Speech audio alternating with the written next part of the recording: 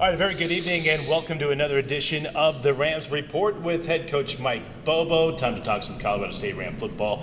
Brian Roth, your host. And Colorado State falls in the season opener to Hawaii 43-34. And Mike, thanks for joining us. I know that's not the way you wanted to open up the season. No, it wasn't. It was disappointing, obviously, for our football team. For our fan base to come out and play the way we did in the first game. You got to give Hawaii credit. Made a lot of plays, jumped on us early, got in too big of a hole to come back.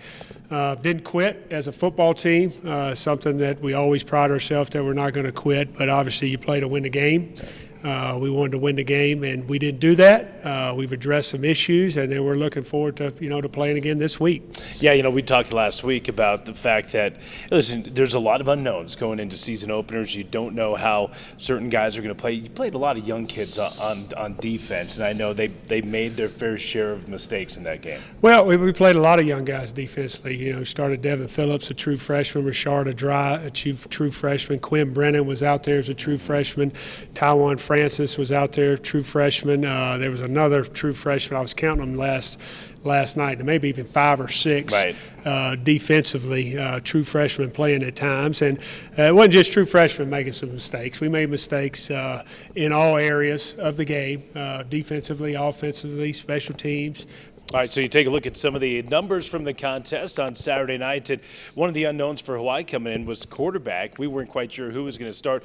They start their most experienced kid in Cole McDonald, and he had a big game. And Mike, obviously, you could tell by those numbers for the fans he hurt you through the air and with his legs. Yeah, I mean he was very accurate throwing the ball. 26 of 37, over 400 yards. But then to have 99 rush yards as a quarterback, and they were able to run the ball with their running back some too. But his ability to run the ball and design runs hurt us, and then his ability to scramble. A couple scrambles when we had sacks early in the game, he was able to get plus 10-yard runs that hurt us in that ball game.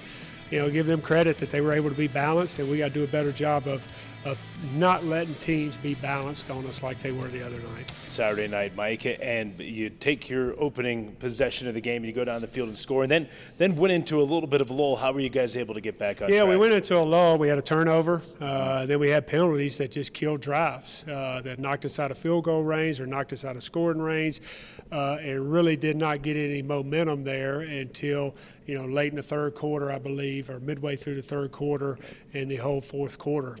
And just, started to relax a little bit and play. They were playing a soft zone, which we were able to throw the ball, move the ball down the field. When they were scoring offensively like they were, we needed to answer. And we did not. The turnover was huge. Then we come back and we drive back down the field, and then we have a penalty on our plus 33 that I think put us at 1st and 20 and knocked us out of scoring range, and ended up really just hurting 2 scoring drives there where we could have answered. And then right before the half, it's just we're down 16, I believe, and we get a ball and we get it to a chance for a field goal right before the half to go in only down 13. A lot of momentum plays there where we moved the ball. We didn't score any points to kind of just heed their momentum offensively. Right, yeah, 45-yarder at the end of the first half that went wide to the left. Well, KJ Carter-Samuel's making his first career start, even though he is a graduate transfer, and ends up with a school record 537 total yards. I know we said in the postgame show when you lose, those numbers are pretty hollow, and I know you guys feel the same way, but that was a pretty nice debut from your quarterback. Yeah, I think he relaxed and played well during the game. The one interception, I think he got hit on. Right. If he could have got something on it, he's got a chance to hit BC over the top for a post. But he settled in. He played well. He was pretty accurate going with the ball where it needed to go to, throwing to the right guys. I think it's only going to give him confidence going into this week. And we knew coming into the season that your receiving core, despite the loss of Michael Gallup, you still had some guys back there at BC Johnson stepping up as a senior, and then Preston Williams making his Ram debut and also had a very, very nice game. Yeah, I thought BC played extremely well. I thought Preston Williams able to make some big plays for us in that ball game, over the middle, down the field, and then Warren Jackson as well. I feel like we got 3 guys that are threats for us offensively that can make plays. Stretch the ball downfield, and again, I feel good about our tight ends as well. Now we got to get the running game going a little bit better than we did in this ball game, game. Got down and kind of came a little bit one-dimensional, but having those receivers that we have and showing the ability to stretch the ball downfield vertically, I think will help us open the game up for our running game and our tight ends over the middle.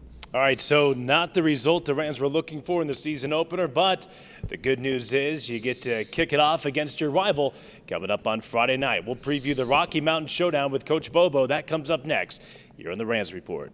It's Nissan's Bottom Line model year-end event. Get big clearance savings on the last of our 2018s. Like Rogue, with available Pro Pilot Assist.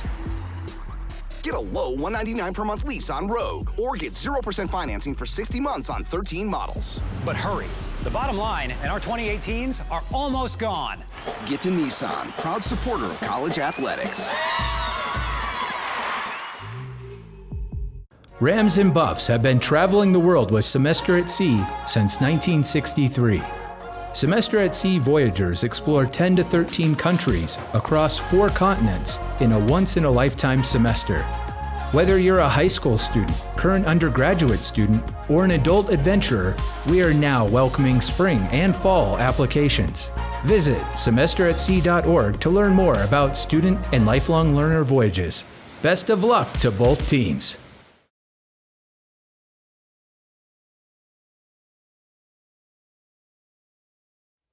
What's the bottom line? Win ball games. Bottom line is we got an opportunity this week. We're going to get ready to play. I'm excited, and this is really a true test. This is when we're going to see what kind of team we are. I'm excited about what we can do. I think we can do really good things. If your mind ain't right, take your ass back in the locker room, man. If you're a competitor, then you got a chance to play in this game, and that's what it's about, competing. Hit him in the mouth. It don't stop. You want to play with the Rams? It's big boy ball. It's always going to be about us. You do your job. Get a line. Know your assignment. Play your technique. It's going to come down to your footwork and eyes and running to the ball and being a bunch of relentless, tough football players. Lost the football. Colorado State's on top. There's Watson. You know, we got to be resilient. We got to bounce back. We got to answer the questions, and we got to go out. We got to get better. It will always be about us. You understand me? Play your ass off for everybody in this room. That's the only thing that matters. This is our moment. Our moment. Let's go make a difference. Here we go.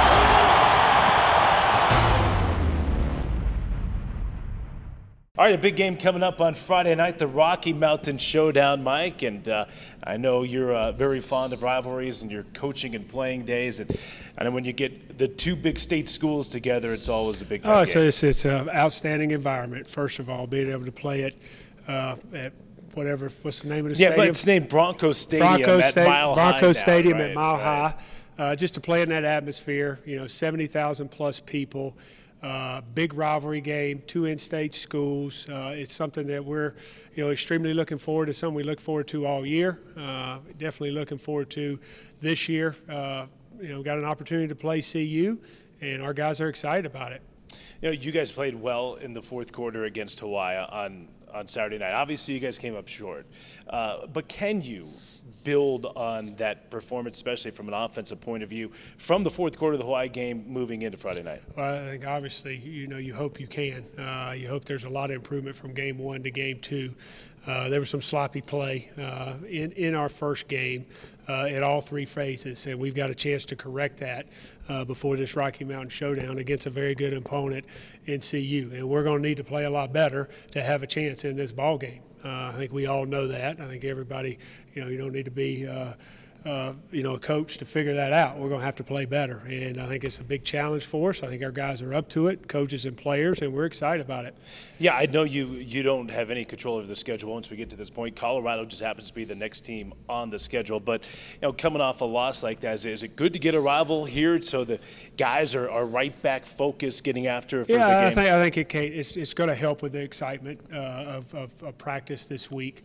It's still relatively early in the season, so everybody's excited anyway, but it obviously is going to help that we're able to play CU this week on Friday. It is a short week, which is a little bit of a challenge for us, so having this rival game, I think, will get our energy and enthusiasm up, and we're going to need our fan base there. We're going to need them in this football game to be loud and rowdy and trying to pull our Rams off to victory.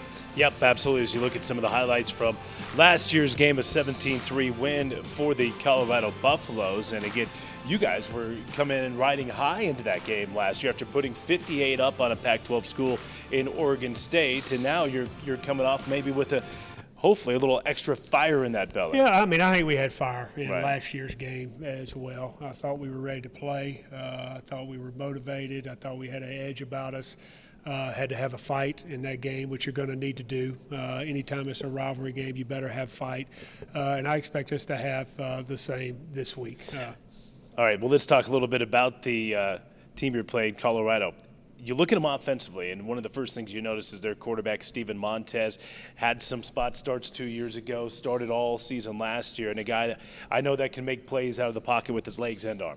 Yeah, he's got a lot of experience. So anytime you're playing a team with an experienced quarterback, it's concerning because all that experience usually leads to confidence. Because if you're still the starter, you're gaining confidence because people believe in you. And the thing about Montez that I've noticed is his ability to extend plays, and not necessarily to run, but he keeps his eyes downfield and makes plays in the passing game and has hurt teams over and over with that. Right, and how about defensively? What should Ram fans expect from the Buffaloes from a defensive standpoint? Defensively, I think they do a great job. They're a 3-4 base team. They have big bodies, bigger Right. bodies than what we practice against, bigger bodies than what we went against last week against Hawaii. They've got a nose that I think they list him at 330. I think he's about 350, maybe 360. They play a 3-4. They like to anchor down. They're hard to move. They've got they lost some guys in the secondary, but they've got good skill set. I think they've recruited well. What I've seen, from their spring game and stuff, I feel like they got some long, rangy, athletic kids that can run. So it'll be a challenge for us. And it's going to be one of those things offensively where you can't get discouraged. If it's 2 or 3 yards, you got to keep hammering it in there. You got to keep trying to get positive plays. You got to stay ahead of the sticks. We got to be good on third down. So there's a lot of things that got to go into effect when you're playing a team like this. All right, where are you looking for areas of improvement from game 1 to game 2? Well, I think penalties is number one. Right. We got to cut down on the number of penalties. Those are, sometimes penalties happen when you're playing hard. They happen, but the self-inflicted wounds, we've got to cut those out. We've got to do a better job of protecting the ball. We only had 1 turnover, but we got to try to win the turnover ratio. I'd like to try to improve on that. And then special teams. We got to try to win this game. The area of special teams to give us an advantage. We did not do that last week. We didn't even break even.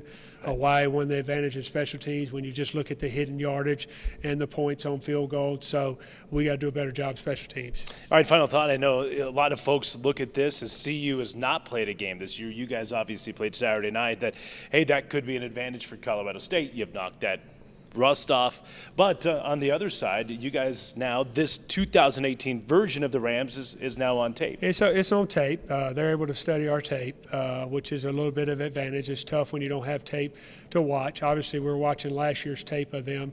So I think there's advantages and disadvantages on both sides. You could sit here and argue, hey, we got an advantage because we played. They got an advantage because they didn't. We got a disadvantage because we got a short week. At the end of the day, we're playing a rivalry game Friday night at Broncos Stadium at Mile High, and we're excited about playing that football game. Yeah, at the end of the day, it's about blocking, tackling, executing, and who can do it the very best. We shall find out coming up on Friday night.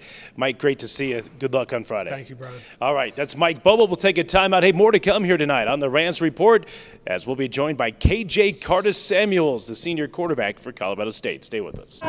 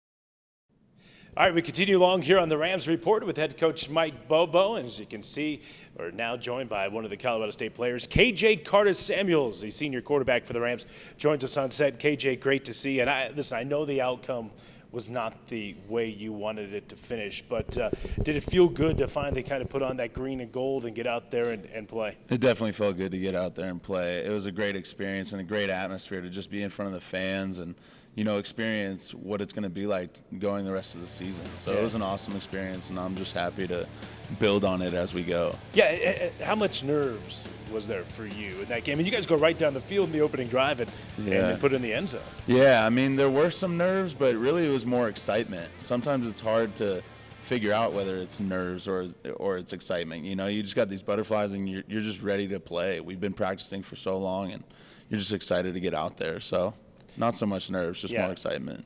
Well, you guys were able to really get going late stages of the third quarter and into the fourth quarter. What changed for you guys offensively in that game?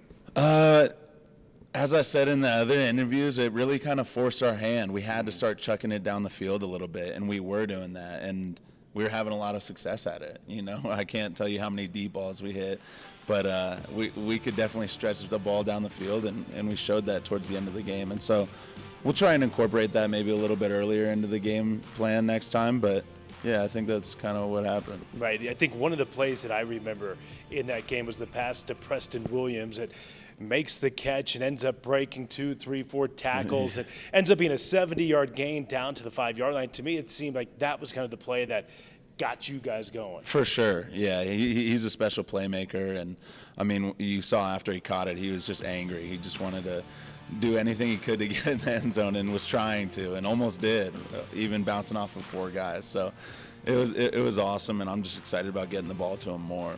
Yeah, you see the numbers, 9 catches, 188 yards, and a couple of touchdowns for Williams. And again, that was the play that kind of spearheaded that Ram offense and got you guys back in the game. What can you say about this receiving core? And a lot of people have talked about it coming in, but Ram fans hadn't seen Preston Williams yet. Ram fans got a glimpse of Warren Jackson last year as a true freshman. Of course, we know all about BC Johnson. This is a darn group of receivers. Oh, yeah, we have a great group of receivers. I'm excited and just grateful for having them on our side of the ball, and so I just need to get it to them and just let them go to work, really. So you come off the field and you have 537 total yards passing. That's a school record. In fact, nobody's ever thrown for over 500 yards in a CSU uniform. I know it rings a little hollow without the win, but did you have any idea you threw for that many yards? I had no idea. I knew we were chucking the ball down the field the second half, and I knew we were doing some good things, but I had never even thrown for over 300 yards in a game, I don't think. So, I mean, to even think about that, no, it didn't even cross my mind. I was just playing. Yeah, in your time at Washington, you had 310 career passing yards and 47 attempts. And I think 3 touchdowns. You had 50 passes in this game, 537 and 5 touchdowns all in just one game. All right, let me ask you this.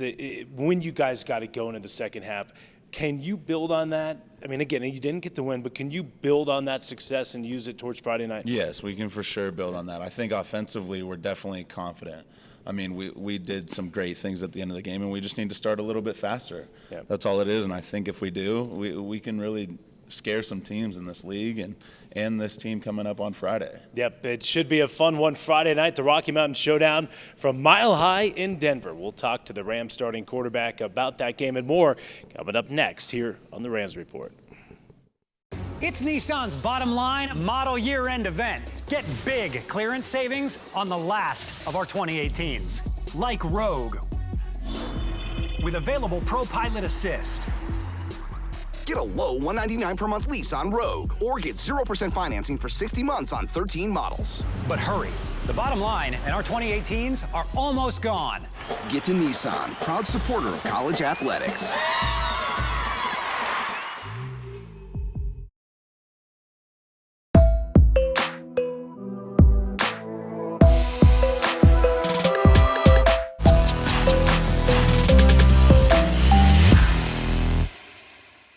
All right, welcome back here to the Rams Report as we wrap up the program this week, talking some Colorado State Ram football. Brian Roth, voice of the Rams, with you. KJ Carter-Samuels, starting quarterback for Colorado State, joining us here on set. And Hey, rivalry week. I know it's a new rivalry to you with Colorado State and Colorado, but what have some of the guys that have been in this game told you about it? They told me it's real. You know, sometimes in this college atmosphere, there's rivalries, but it's kind of weird. It's kind of fishy, but this one's real. I've heard many things from guys from the other locker room at CU and guys from here that it's not messing around. You know, there's a real rivalry here, and so I'm excited about it, and I'm excited to be in this opportunity and just play in this atmosphere. It's going to be fun. Yeah, I mean, you've played and have been a part of a team that has played in big games, that played in the college football playoff of the University of Washington. So you understand what big games feel like. But for sure, you know, you're going to be going into an NFL stadium. There's going to be a ton of fans there, half wearing green and gold, half black and gold. I mean, you have to be looking forward to being able to perform at a stage like this. Oh, for sure. I think the biggest thing is maybe when you first start the game, you notice the size, you notice the 70,000, all the people there. But once you're in the thick of it, you're not thinking about any of that. You know, you're just playing and you're just out there having fun. So really, it changes things, but really you're kind of so focused that you don't even think about it. Is it good to have a rivalry game coming up here this week? I mean, coming off a tough loss where everybody was frustrated, is it good to have a game like this right now? I think so. I think it's going to be a true test, and we need to step up. I mean, I think that's really what we need to do, and I think we can. And so I think we can surprise some people and come out with a win this Friday. It's going to be a fun game, and I just want to compete and hope that the rest of my team competes with us. So. All right, so what kind of mistakes? Obviously, teams make that big jump, right? From week one, game one to game two. What are some of the mistakes and areas that, as an offense, you guys are looking to clean up? Starting fast. We just took too long to start. I mean, we scored on the first drive, but after that, it went kind of silent for a little bit, you know. So if we can keep the pressure on early and put up some points early, then we can put the pressure on them. Yeah. So I think as an offense, that's kind of what we need to do and go into this game plan feeling like. Yeah, do you guys expect to make a big jump from the week one to week two? For sure, for sure. I mean, the way that I think we feel like we just need to carry on from the end of the last game. I mean, we were exploding at the end of the last game, and if we come out and do that this game, then we're going to scare some people. So. All right, a couple more minutes left with KJ Carter-Samuels. I wanted to talk some personal stuff from you. I'm just curious how the transition's been from moving from Seattle now to Fort Collins. Everybody says that you have really integrated yourself well into this program for being a quote-unquote outsider as of last year. How have you been able to integrate into this new team? Yeah, I think it's helped to be older. I'm 23 years old, and so I can come into a locker room and, you know, understand the situation of the locker room, not be young and scared of everyone and trying to figure my way out.